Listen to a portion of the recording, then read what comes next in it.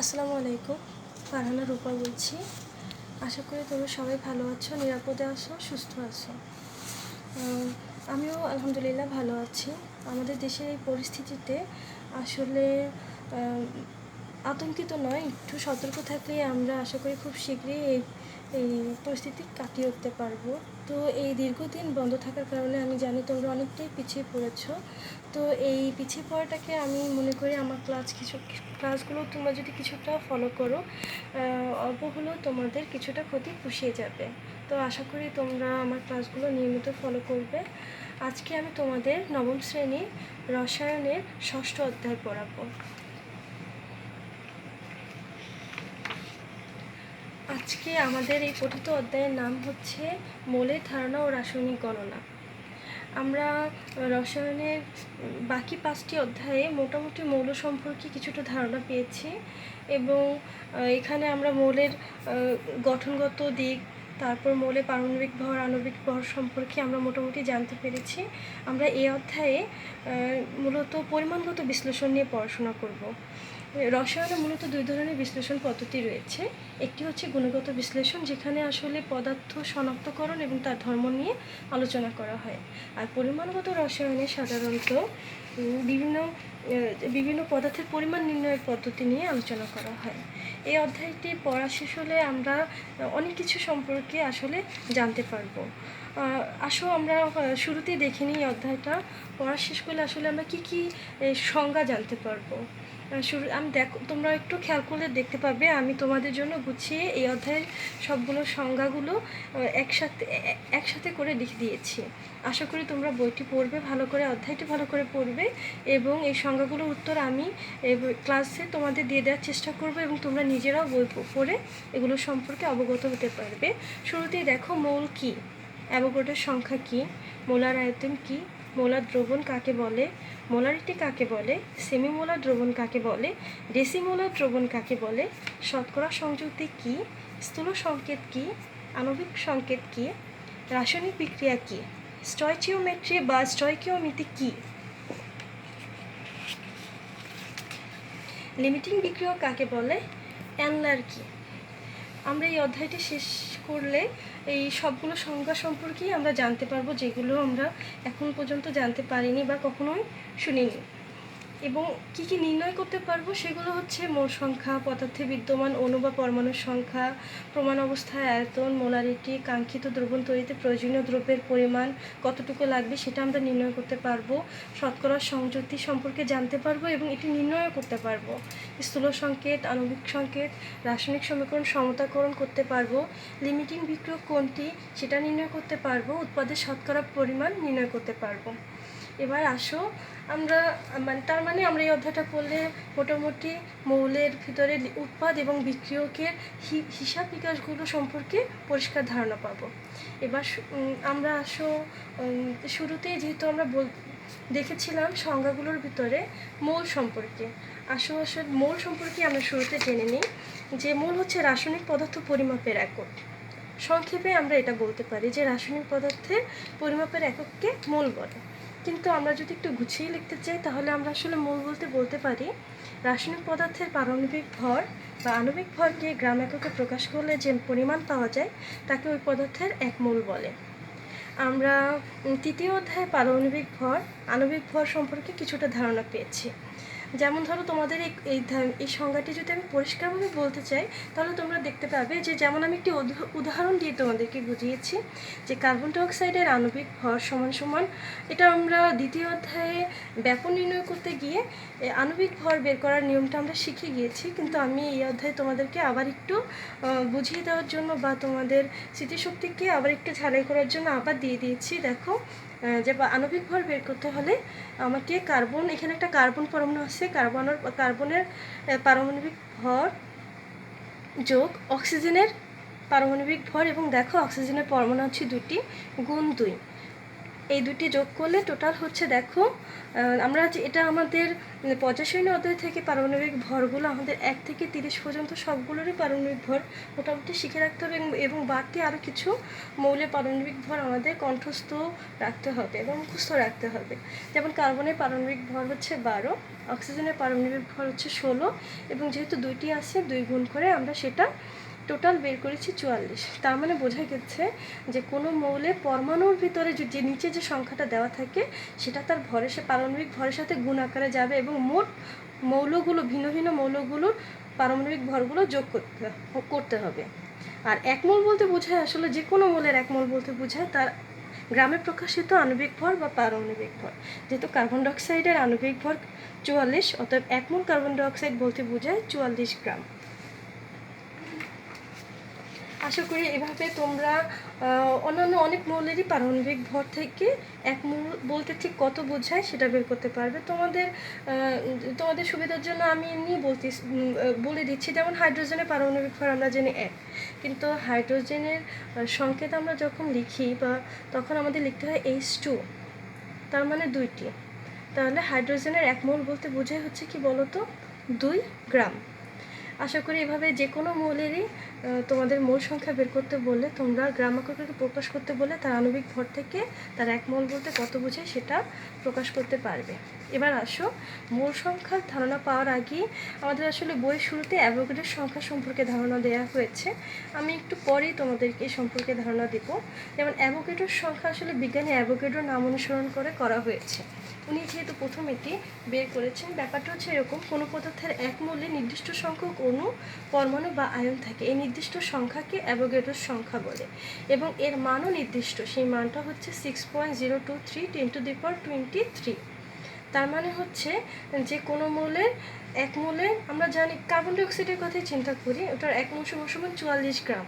তার মানে ওর এক মোলে 6.023 10^23টি অণু থাকে। যদি পরমাণুর কথা বলি, ঠিক সেমভাবে আমাকে বলতে হবে 6.023 10^23টি পরমাণু থাকে। এটা আমি তোমাদের এখানে লিখেও দিয়েছি যে এভাবে তোমাদের যদি আসে যে এক মোলে কতটি পরমাণু আছে, হাইড্রোজেনের বলুক, অক্সিজেনের পারমাণবিক ভর আমরা জানি 16, আর আণবিক ভর হচ্ছে 32। তার মানে অক্সিজেনের 32 গ্রাম অণুতে পরমাণুর সংখ্যাও ঠিক সেই একই থাকবে, 6.023 10^23টি। ঠিক আছে, তারপর দেখো অ্যাভোগাড্রোর সংখ্যা সম্পর্কে ধারণা পাওয়ার পরপরই আমি তোমাদেরকে যে জিনিসটা দেখাবো সেটা হচ্ছে মোলার আয়তন। গ্যাসীয় অবস্থায় এক মোল পদার্থের আয়তনকে সাধারণত কী বলা হয়, মোলার আয়তন বলে, এবং সেটা কিন্তু আবার নির্দিষ্ট, এবং সেই নির্দিষ্টটা হচ্ছে এসটিপিতে 22.4 লিটার। তার আগে তোমাদেরকে আমি এসটিপি সম্পর্কে একটু ধারণা দিই। এসটিপি এর পূর্ণ অ্যাব্রিভিয়েশন হচ্ছে স্ট্যান্ডার্ড টেম্পারেচার অ্যান্ড প্রেশার, এবং সেটা প্রমাণ তাপমাত্রা ও চাপ, এবং সেটা বিজ্ঞানীদের কর্তৃক নির্ধারিত। সেটা হচ্ছে 0 ডিগ্রি সেন্টিগ্রেড তাপমাত্রা, আর প্রেশারটা হচ্ছে 1 অ্যাটমসফিয়ার চাপ। এবার আসো, এবং সেটা সকল গ্যাস পদার্থকে যদি আমি গ্যাসীয় অবস্থায় নিই সেটা 22.4 লিটার হবে।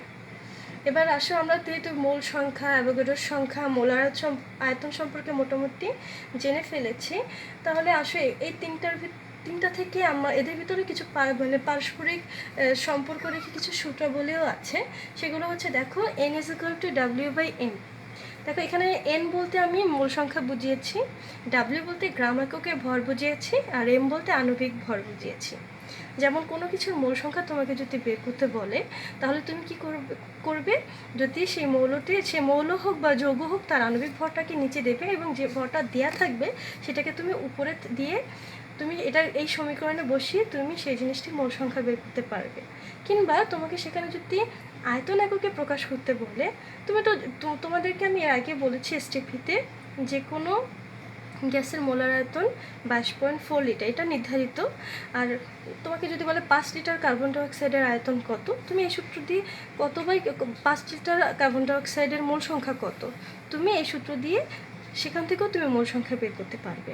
আর অ্যাভোগাড্রোর সংখ্যার থেকে তুমি যদি মোল সংখ্যা বের করতে চাও, সেখানে যে 5টি কার্বন ডাইঅক্সাইডের মোল সংখ্যা কত, তুমি তখন এখানে এনের মান 5, মানে এখানে এন বলতে অণুর সংখ্যা বোঝায়, আর 6.023 10⁻23 এটা হচ্ছে অ্যাভোগাড্রোর সংখ্যা। তার মানে অণুর সংখ্যাকে অ্যাভোগাড্রোর সংখ্যা দিয়ে ভাগ করলেও তুমি মোল সংখ্যা পেতে পারো। এবার আসো আমি কিছু উদাহরণ দিয়ে তোমাদেরকে ব্যাপারটা আর একটু ক্লিয়ার করে দিচ্ছি। যেমন ধরো এসটিপিতে 1 লিটার কার্বন ডাইঅক্সাইডে কতটি অণু থাকে।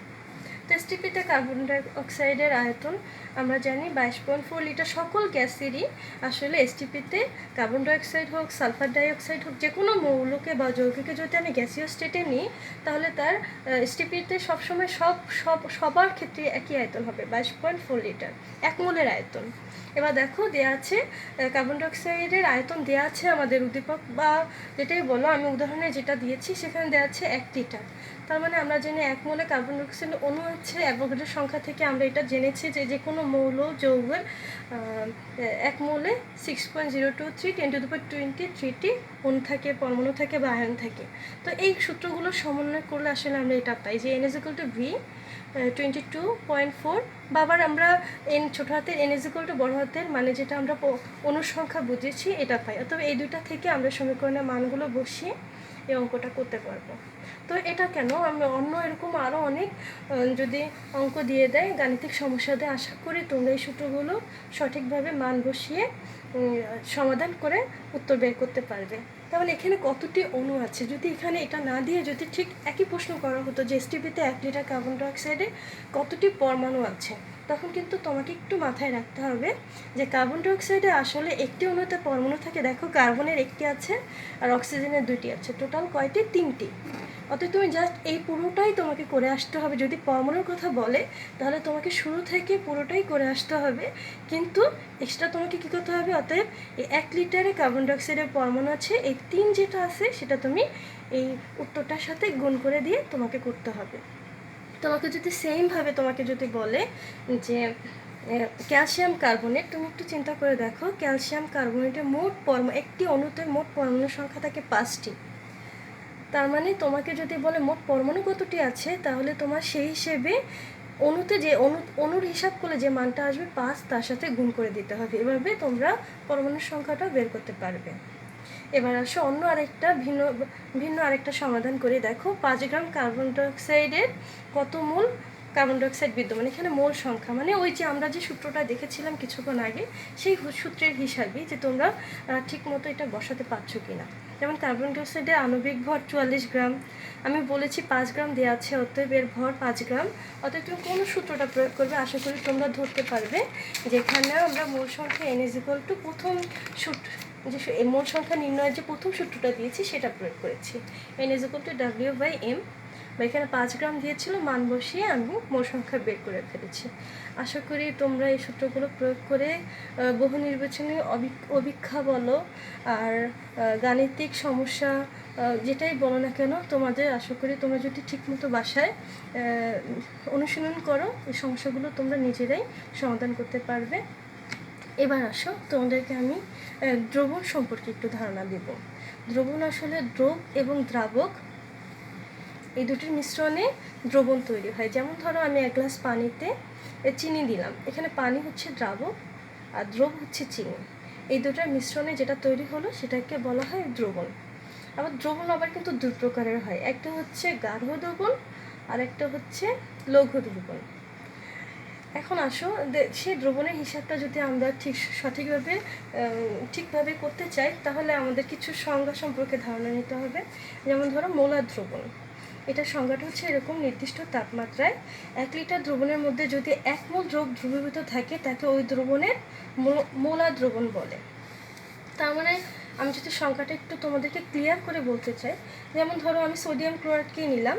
দেখো সোডিয়াম ক্লোরাইডের আণবিক ভর আমরা জানি 58.5, কারণ সোডিয়ামের হচ্ছে 23, ক্লোরিনের হচ্ছে 35.5, দুইটার যোগফল হচ্ছে 58.5 গ্রাম। আর তার মানে আমি যদি সোডিয়াম ক্লোরাইড দিয়ে মানে খাবার লবণ দিয়ে যদি আমি একটি মোলার দ্রবণ তৈরি করতে চাই, তাহলে আমাকে একটা নির্দিষ্ট তাপমাত্রায় 1 লিটার পানি নিয়ে তার ভিতরে এটা যদি মোলার দ্রবণ তৈরি করতে হয় তাহলে সোডিয়াম ক্লোরাইডের 58.5 গ্রাম যোগ করতে হবে। আশা করি তোমরা এখন যে কোনো কিছু মোলার দ্রবণ তৈরি করতে পারবে। এখন তোমাকে যদি বলা হয় সোডিয়াম হাইড্রোক্সাইডের মোলার দ্রবণ তৈরি করতে, সোডিয়াম হাইড্রোক্সাইডের ভর হচ্ছে 40 গ্রাম। তার মানে তোমাকে নির্দিষ্ট তাপমাত্রা 1 লিটার দ্রবণের মধ্যে 40 গ্রাম সোডিয়াম হাইড্রোক্সাইড দিলে সেটার মোলার দ্রবণ তৈরি হবে। এবার আসো মোলার দ্রবণের সংজ্ঞাটা, তার মানে আমার মনে হয় একটু হলে তোমাদের কাছে একটু পরিষ্কার হয়েছে। এবার আসো মোলারিটি সম্পর্কে জানবো।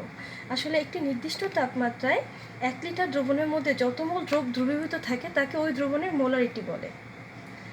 তার মানে হচ্ছে নির্দিষ্ট তাপমাত্রায় কোনো দ্রবণের ভিতরে কোনো পদার্থে যত মোল দ্রবীভূত থাকো সেটা প্রকাশ দ্রবণের পরিমাপের একক হিসেবে আসলে মোলারিটিটাকে আমরা ব্যবহার করতে পারি।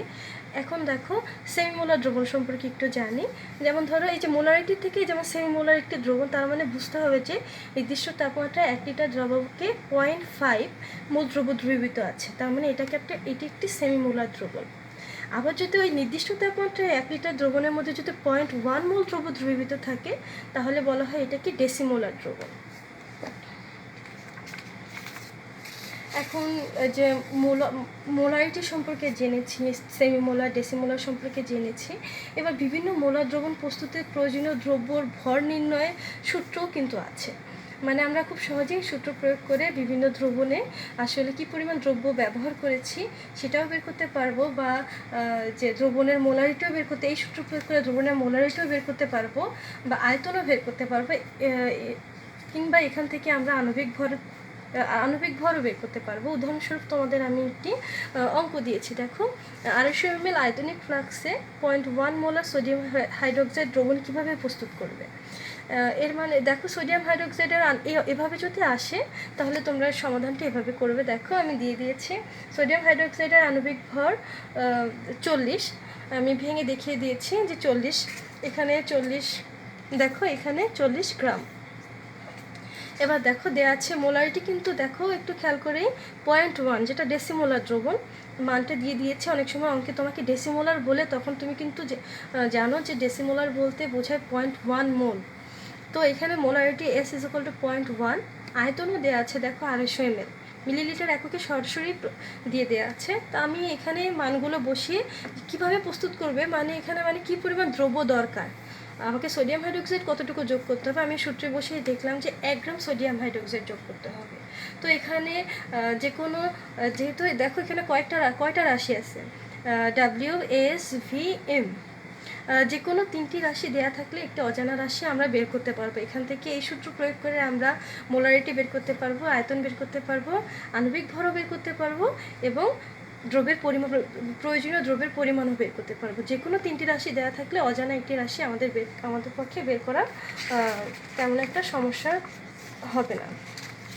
এবার আসো যে মোলার দ্রবণ সম্পর্কে আমরা মোটামুটি ক্লিয়ার হয়েছে। আমরা সামনের ক্লাসগুলোতে আরও বেশি প্র্যাকটিস করলে হয়তো মোলার দ্রবণ, মোলারিটি এগুলো সম্পর্কে আরও ক্লিয়ার ধারণা পাবো। এবার আসো তোমাদেরকে আমি আরেকটা নতুন জিনিস শেখাবো, সেটা হচ্ছে মৌলের শতকরা সংযুতি। মৌলের শতকরা সংযুতি বলতে আসলে বোঝায় যে কোনো যৌগের 100 গ্রামের মধ্যে কোনো মৌল যত গ্রাম থাকে তাকে ওই মৌলের শতকরা সংযুতি বলে। আমি তোমাদেরকে একটু ক্লিয়ার করার জন্য বলতে পারি, যেমন ধরো একটা যৌগ, যেমন পানির কথাই ধরি, পানির ভিতরে আসলে হাইড্রোজেন কত % আছে, অক্সিজেন কত % আছে, সেটা আসলে মৌলের শতকরা সংযুতি বের করার মাধ্যমেই বের করা যায়। তো এটা সূত্র বইয়ে দেওয়া আছে পরিষ্কারভাবে। আমি তোমাদের বোঝানোর জন্য খুব অল্পর ভিতরে লিখে দিয়েছি যে কোনো যৌগের শতকরা সংযুতি সমান কি লিখেছি, মৌলের পারমাণবিক ভর গুণ পরমাণুর সংখ্যা। এটাকে যদি যৌগের আণবিক ভর দিয়ে ভাগ করি, এটা সরাসরি আমরা মৌলের শতকরা সংযুতি পেয়ে যাব। উদাহরণস্বরূপ দেখো সোডিয়াম ক্লোরাইডের আণবিক ভরটা আমরা বের করেছি 98.5।